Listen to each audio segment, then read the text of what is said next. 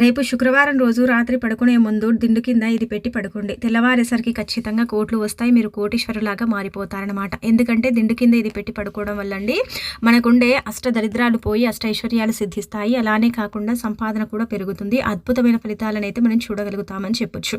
అందుకే మీరేంటంటే శుక్రవారం రోజండి మనం ఈ పనిని చేసుకోవడం వల్ల ధనం లేక మనం ఇబ్బంది పడుతూ ఉంటాం. ఎంత సంపాదించుకున్నా కానీ డబ్బు రానే రాదు కదా, చాలా ఇబ్బందులు కలుగుతూ ఉంటాయి.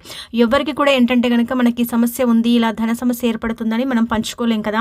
అయితే మీరు అలా కాకుండా ఏంటంటే గుర్తుపెట్టుకోండి, రేపు శుక్రవారం కదా, అయితే శుక్రవారం రోజు రాత్రి మనం పడుకునే ముందండి ఒక రూపాయి బిల్లని తీసుకోండి. మరి మీరు ఏంటంటే కనుక ఇక్కడ ఇది గుర్తుపెట్టుకోండి, రూపాయి బిల్ల ఏంటంటే మన కష్టాన్ని తీరుస్తుంది, ధన సమస్యని కూడా తీర్చేసి మనకు అద్భుతమైన ఫలితాలను తెచ్చిపెడుతుంది అనమాట.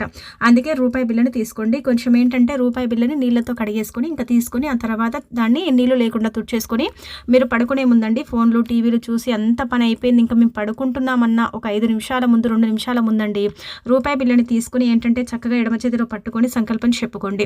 ధన సమస్య ఏర్పడుతుంది, ధన సమస్య పోవాలి, అనేక రకాల సమస్యలు కష్టాలు బాధలు ఉంటాయి కదా, అవన్నీ కూడా చెప్పుకోండి. ముఖ్యంగా డబ్బుకు సంబంధించిన సమస్య గురించి చెప్పుకోండి. మాకు ధన సమస్య పోయి మాకు ధనం అనేది ఆకర్షించాలి, 4 వైపుల నుంచి కూడా డబ్బు రావాలి, డబ్బు లేక మేము చాలా ఇబ్బంది పడుతున్నాం అన్నట్టుగా సంకల్పం చెప్పుకొని ఆ రూపాయి బిల్లని తల చుట్టూదా 3 సార్లు తిప్పి ఆ తర్వాత దిండు కింద పెట్టి పడుకొని తెల్లారి లేచిన తర్వాత ఏంటంటే కనుక ఆ రూపాయి బిల్లనండి ఎవరైనా సరే మన ఇంటికి భిక్షం తీసుకునే వాళ్ళు వస్తే వాళ్ళకు దానం చేయండి. అలా రారనుకుంటే ఒకవేళ మీరు ఏంటంటే కనుక బయటికి వెళ్ళేటప్పుడు ఇలా భిక్షం తీసుకునే వాళ్ళు ఉంటారు కదా, వాళ్ళకైనా సరే ఈ రూపాయి బిల్లని ఏంటంటే దానం చేయొచ్చు. ఇలా చేసినా కానీ ధన సమస్య పోవటం అనేది జరుగుతుంది, మెల్లిమెల్లిగా జరుగుతుంది, ఖచ్చితంగా ధనం వస్తుంది. ఒక 2-3 వారాల పాటు చేయండి, తిరుగుండదు.